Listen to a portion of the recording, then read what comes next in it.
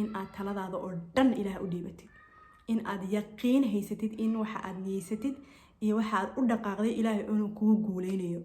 ya ilaahayna waxa ugu fiican inuu kula rabana of course inaad ka aaminsan tahay wax walba xaal walba ku jirtid xaalkii kugu wanaagsanaa uu yahay ilaahay kugu talagalay. laakiin saasay tahay inaad hiigsatid mar walba tan ugu fiican oo samayn kartid naftaadana aad aamintid. ya naftaada inaad aamintid wixii shaydaan iyo xumaan, wixii xumaan ah iyo wixii caajis ah iyo wixii assalaamu calaykum waraxmatullaahi wabarakaatuhu. akhyaaray waa walaashin Ishraaq oo maanta idinku soo laabatay video hor leh oo ku saabsan ilaahay tala saarashadiisa iyo qofku inuu la imaado dadaal. Soomaali hadana waxaan dhahnaa, waxaan ugu maamaanaa ku qabsatay iyo qadar allaba waa la qaataa. yes waa run inaan qadarta ilaah lagu qanco, ilaah wuxuu kuu qaybiyey inaan lagu qanco, lagu farxo oo ilaah loogu shukriyo waa muhiim. laakiinse qofka bini aadamka ah waxaa la faray dadaal. inaan dhaho nolol hoose oo bahdilan, caafimaad hadday ahaan lahayd, علاقات بني آدم هدي أهان لهيد، عنتو iyo hadday ahaan lahayd wixii dhuunta la marin lahaa, iyo hadday ahaan lahayd guri qurux badan haddaad jecesha inaad ku nooshahay, nolol fiican haddaad jecesha inaad shaqo fiican aad haysatid, haddaad jecesha inaad haysatid haddana aadan dadaalkeedii aan la imaanaynin, oo aaminsan tahay afkaar kaa dhaadhacsan in asxaabtaadii ama ehelkaaga ama qaraabadaadii aysan soo samayn jirin, iyagaba aysan samaynin. ya adigana tii ay kaa dhaadhacday marka ama ay kaa soo dhaadhacday lagaa soo dhaadhiciyay, wuxuu ilaahay kuu qoray ku qanac oo aamus. yes ilaahay wuxuu kuu qoray inaad ku qanacdid waa muhiim, laakiin xooggeedii iyo maskaxdeedii iyo opportunity-giiba hadduu ilaahay isla kaa siiyey, ya oodan haddana fiirinaynin ka waran. weliba marmar badan waxaa dhacda in aan iska aaminsannahay fikrad xun, nafteena ka aaminsannahay oo kariwaa ah, oona waxba inaan qabsan karin ah, oo inaan opportunity-gii aanan arkin la daboolana.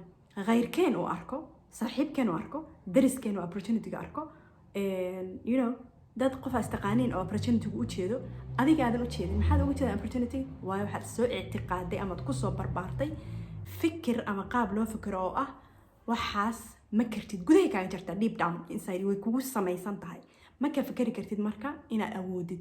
marka waxa automatically kugu soo dhacayso ilaahay baa saan ii gartay, maxaan sameeyaa? ilaahay baa heesaan ii gartay, maxaan sameeyaa? ya ilaahay kuma uusan garanay saas, adaa isgeeyey. ka war hadaad tidhaahdid ninba hadda kahor wuxuu yidhi ilaah baa ii gartay inaan jaad iyo sigaar isku daldalo oona salaadiina tukanin. how is that? choice buu ilaahay ka siiyey, choice iyo ikhtiyaar iyo inaad wax kala dooran kartid buu ilaahay ku siiyey caqligaas. marka waxaa laga rabaa inaad ku dooratid waxa fiican. ilaahay subxaana wa tacaala inaad tawakulatid, inaad tala saaratid oo arrimahaaga dhan asaga u dhiibatid. fatawakal cala alxayi alladii laa yamuut buu ilaahay kugu yidhi soo maa, watawakal cala allahi wakafaa billahi wakiila. ilaahay tala saaro, ilaahay ayaa tala kuugu filane. iyo aayadaday laa cadad walaa xisaab ah oo tawakulka ku saabsan ilaahay subxana wa taala inaad tawakulatid. ilaahay wuxuu qadaray inaysan wax aan ahayn inaysan dhacayninna waa la ogyahay, laakiinse asbaabtii inaad la timaadid ama afcaashi ama dadaalkii inaad la timaadid sidaas si la-eg ayaa idan lagu faray. tusaalayaal, qofka bini aadamka asagoo caafimaad qaba uu tuugsado ay khalad u tahay. maxay hadduu ilaahay kuu roon yahay, maxaa jannada oo loogu ballan qaaday qofka dhididkiisii xoolo xalaal kusoo shaqaystay? qofku waa dadaalka.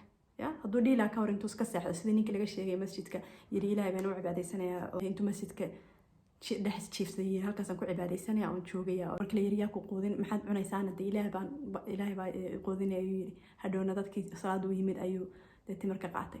marka waxa waaye saas lama rabo. waxaa la rabaa ilaahay subxaana wa tacaala qur-aankiisa la cadaba xisaab, ambiyadii iyo tusaalooyin kaloo badan ayuu ilaahay subxaana wa tacaala wuxuu nooga dhigayaa qudbo iyo tusaale saa annagana ugu dayano soo maa.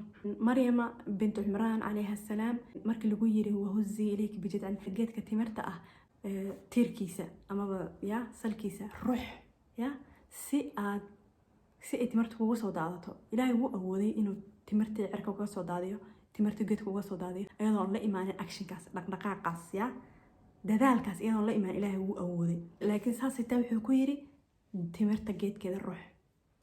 sidoo kale nabi muuse calayhi assalaam waxaa lagu yiri ku dhufo ushaada, dhufo ushaada baa lagu yiri badda kaasi saa ugu kala baxday ya action ilaahay subxaanahu wa ta'aala hadana uu awoodaa in uu u kala bixiyo badda dhanba inuu guriyo hadana soo kiciyo uu awooday ya action baan anaga tusaalayaashaas marka waa inaan ka faa'iideysanaa waa inaan baranaa waa inaan ku dhaqaa sidoo kale markii isla ushaas laftirkeeda oo kale meel kale quraanka waxay kaga imaanaysaa in la yiri ku dhufo ay 12 indhood oo biyo ah ay ka imaadeen marka waxa waaye action ayaana la faray action iyo dadaal ayaana la faray dadaal way isla socdaan dadaalka iyo ina ilaahay tawakkalatid way isla socdaan marka inaad tiraahdo ilaaha tan ii gartay noloshan ilaaha ii gartay sidan ilaaha ii gartay aadan gudahaaga waxa ka dhex guuxaya aadan raadinin potentialkaaga amaba waxa aad kari kartid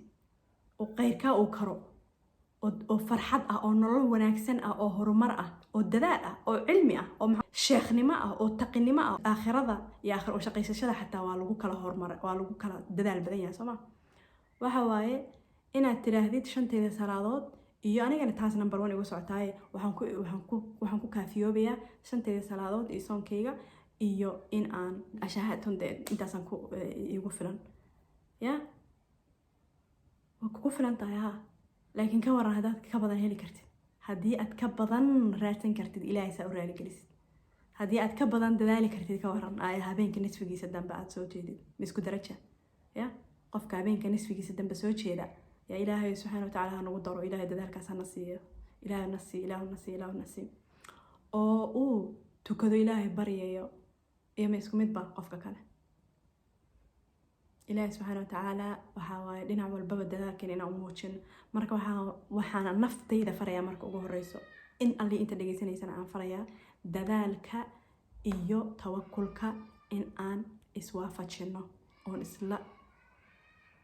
أو إسلا شقيسينو يا سينا إسلا شقيان واي إله سبحانه وتعالى of course إن أد تلاد هذا أردن إله أديبتي إن أد يقين هيستيد إن وحا أد نيستيد إيه وحا أد أدقاقدي إله إنو كو قولينيو يا إله إنو وحا أوفي عن إنو كلا رمان of course إن أد كان ننسان داي ووحي والبو حال والبو كترتيد حالك كوغو ناكسنا ويها إله كوغو تلقالي لكن ساسيتا إنا هيكستيد مر والبا تنوغفي عنو سمين كرتيد نفتادنا آمنتي يا نفتا إن آمنتد وحي الشيطان أي حمان وحي حمان أي وحي عاجز أي وحي تكاسل أي تقصير إن الشيطان كون نسبيسيد إن نفتا أذيك إسكون نسبيسيد مركب وحي مناك هو ربط إن سميسيد إن دلاشد إذا الله إمو إن شاء الله تعالى نول مرد له آخري الدوم با يا إله النوي ديني والسلام عليكم ورحمة الله وبركاته.